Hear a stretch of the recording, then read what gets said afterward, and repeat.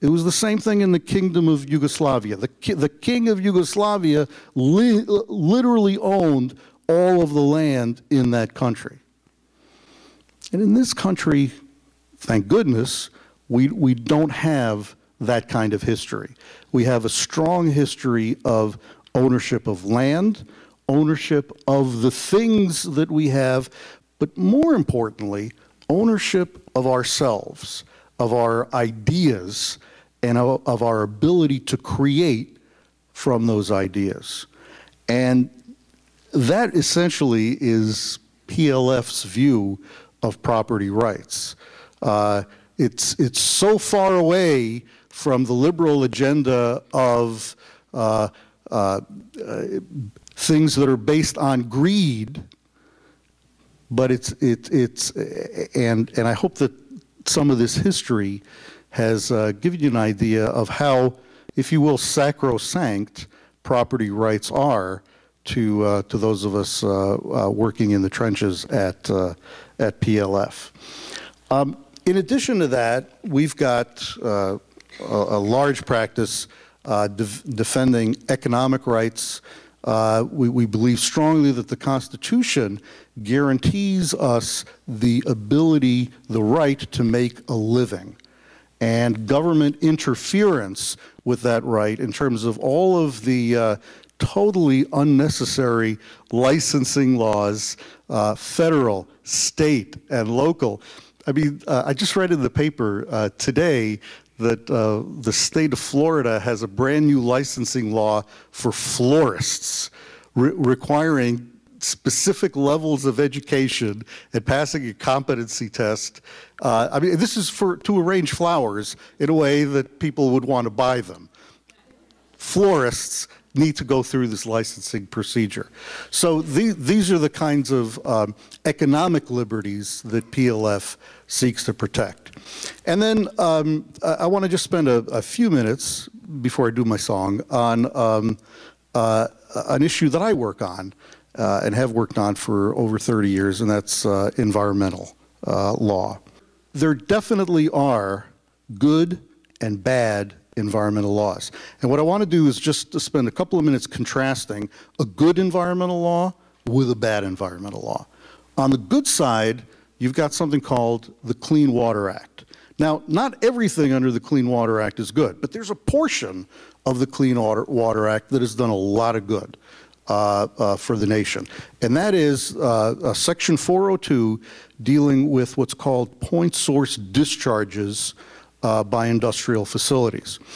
And the reason that that's worked, the reason that you no longer are going to have spontaneous combustion in a river in Cleveland, the reason why Lake Erie is now fishable and swimmable and clean is because of the point source requirements under the Clean Water Act. And these are based purely on technology. I mean, this is one where Congress actually got it right. Because what Congress said is industrial facilities have to apply BPT, best practicable technology, to the tail end of their discharges into water. And all of that means is you take a survey of what's out there and what's affordable in terms of controlling your discharge of toxins, and you put that at the end of the pipe. And that technology-driven regulation has really cleaned up the nation's waters over the last 30 years. And not only that, but it's driven innovation, because the best practicable technology when the law came out in 1973 is different than the best practicable technology now. The technology got better because of innovation and because the Congress got it right in connection with saying, let's use what's out there and let's try to improve it via technology. Now, we'll contrast that with the Clean Air Act, and there the Congress got it completely and utterly wrong. And the reason is Congress didn't focus on technology, didn't focus on what's feasible, what's achievable, what's practical, but it focused on protecting human health and welfare, whatever the welfare part means, with a margin of safety. That's the standard under the Clean Air Act. Not what can be done, but it's purely aspirational. What could we do in order to protect human wealth? Forget about the cost, forget about the economic dislocation, but let's aspire to achieve perfect human health. And unfortunately, the Clean Air Act has been just an absolute disaster insofar as dislocating the economy in the country, and it hasn't been successful at all in improving air in dirty air areas. One of the things that I'm working on is a challenge, actually 3 challenges to EPA's new greenhouse gas regulations.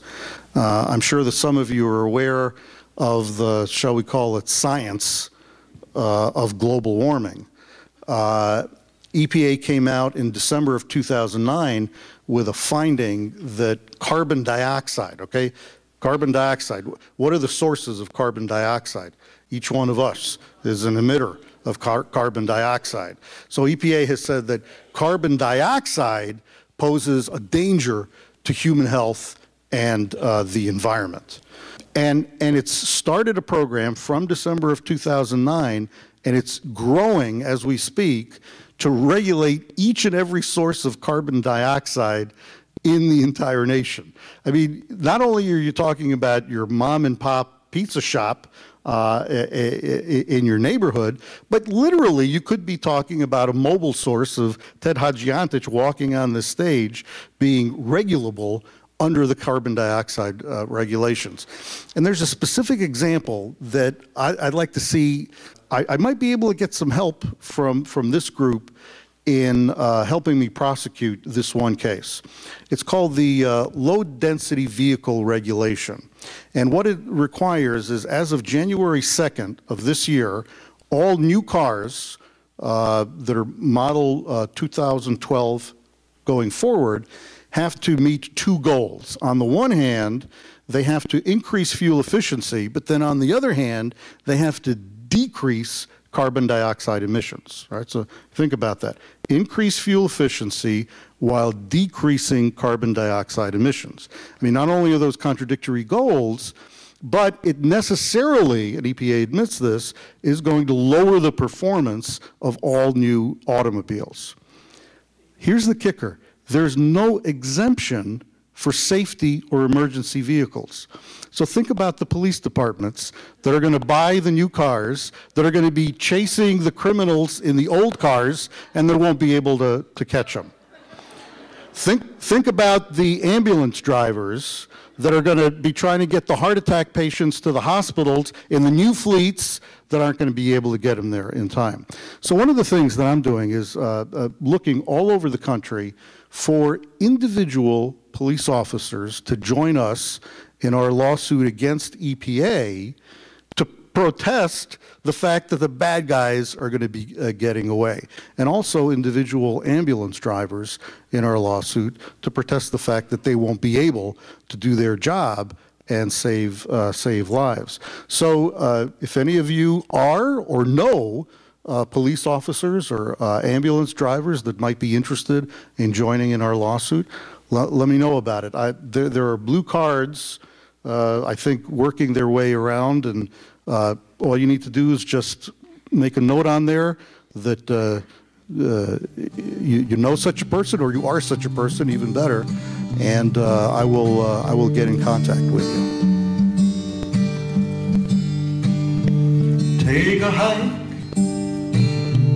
Mr. Bureaucrat. We've heard what you have to say. No thanks, we'll stay. Free men and women, living the American way.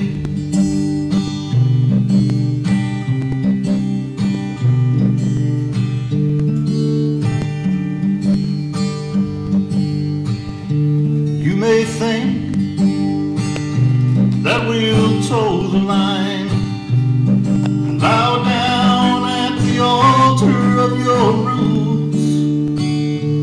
Guys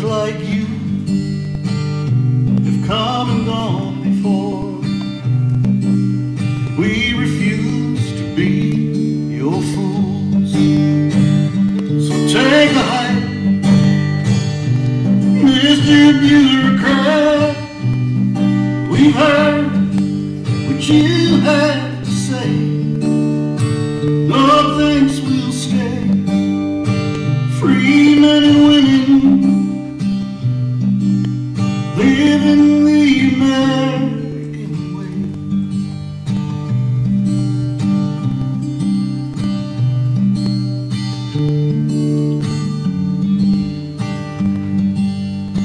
You see, PLF is freedom's voice,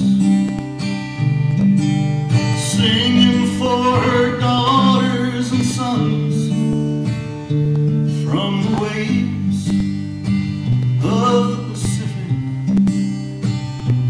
to the graves of Arlington.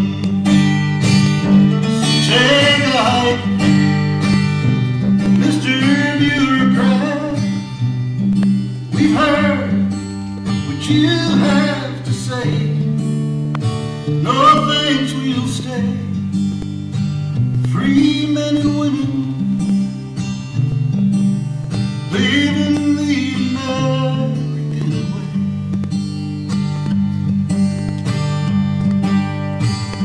You can't drag Sister Liberty down and make her grovel on the floor.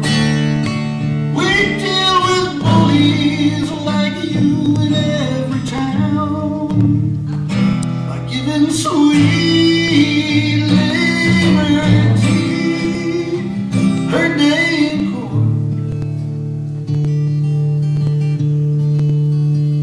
So take a hike, Mr. Bureaucrat, we've heard what you have to say. No thanks, we'll stay free men and women, oh yeah, living the American, living the American, living the American way.